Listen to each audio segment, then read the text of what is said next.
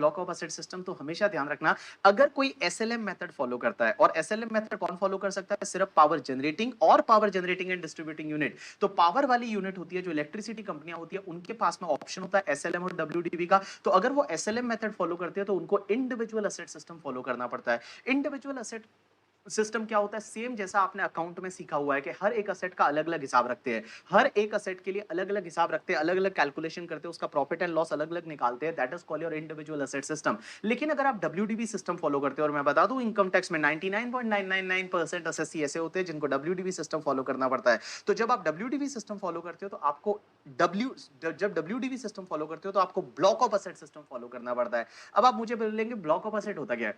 तो block of asset का मतलब क्या होता है कि आपको ग्रुप ऑफ एसेट बनाना है, असेट्स का एक ग्रुप बनाना है जिसमें सेम रेट की एसेट और सेम क्लास की एसेट को एक साथ ले लीजिए।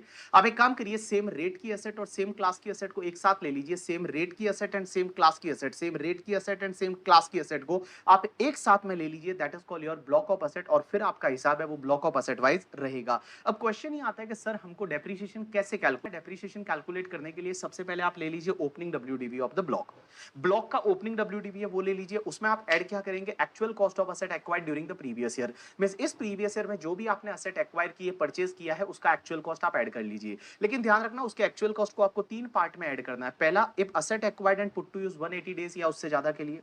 मींस आपने इस साल में एसेट एक्वायर की और 180 डेज या उससे ज्यादा के लिए पुट टू यूज किए। या फिर आपने दूसरा आपको लिखना है asset acquired but not put to use, like 180 days से ज्यादा के लिए, 180 डेज या उससे ज्यादा के लिए नहीं है, सिंपल वर्ड में बोल दूं put to use less than 180 days. और तीसरा आपको ऐड करना है that is asset acquired but not put to use. एक बात समझना, अगर कोई भी एसेट आपने इस साल एक्वायर की और उसको पुट टू यूज इस साल में किया ही नहीं, तो इस साल पे उस पे डेप्रिसिएशन नहीं मिलेगा, बट ब्लॉक ऑफ एसेट में आपको उसको ऐड करना पड़ेगा। उसके बाद आप लेस कर दीजिए मनी रिसीवेबल।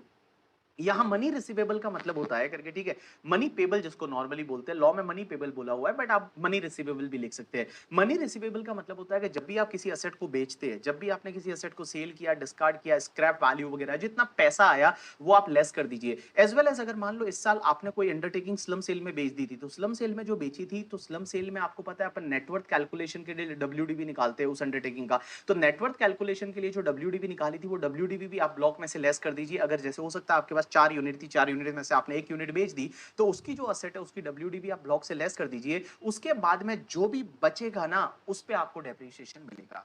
उसको बोला जाता है डब्ल्यूडीवी फॉर डेप्रिसिएशन। तो देखिए डब्ल्यूडीवी फॉर डेप्रिसिएशन हम कैसे निकालते हैं? सबसे पहले आप एक काम करिए, ओपनिंग डब्ल्यूडीवी ऑफ ब्लॉक लीजिए, उसमें आप ऐड करिए actual cost of asset acquired during the previous year. उसमें क्या ऐड करना है? पुट टू यूज 180 डेज या मोर वाला, या फिर put to use less than 180 days. और तीसरा क्या लेना है? Acquired but not put to use. उसमें से जो भी आपका मनी पेबल है, वो मनी पेबल को आप लेस कर दीजिए। एज वेल एज जो स्लम सेल में ट्रांसफर कर दी थी अंडरटेकिंग, उसकी जो डब्ल्यूडीवी वो लेस कर दीजिए।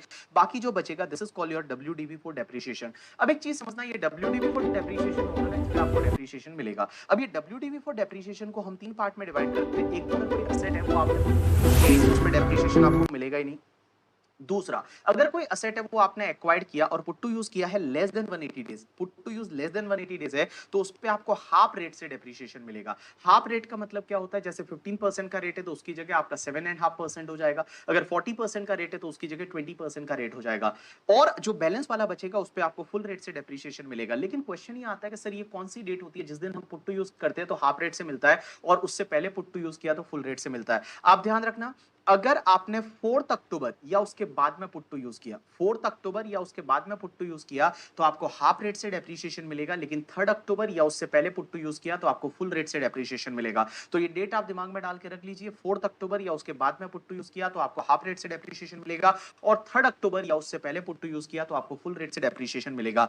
अब यहां पे एक और चीज समझना कि भैया यहां पे मैंने आपको क्या बोला कि जिस ईयर में ये एसेट एक्वायर करते हो और put to use less than 180 days है, तो उस केस में आपको हाफ रेट से डेप्रिसिएशन मिलेगा। मैं बता दूं, ये हाफ रेट वाला जो फंडा है ना, ये सिर्फ उसी ईयर के लिए लगेगा जिस ईयर में आपने एसेट एक्वायर किया है। जैसे मान लो एसेट आपने परचेज तो इस साल में किया, पुट टू यूज आप अगले साल कर रहे हो और अगले साल लेस देन 180 डेज है, तो क्या अगले साल हाफ रेट से डेप्रिसिएशन मिलेगा? ना बाबा ना, अगले साल आपको फुल रेट से डेप्रिसिएशन मिल जाएगा। तो अगर आपने एसेट एक्वायर किया और पुट टू यूज किया है less than 180 days in the next year, आपको फुल रेट से अगले साल डेप्रिसिएशन मिल जाएगा, कोई दिक्कत नहीं है। अब एक और चीज समझना यहां पे कि अगर मान लो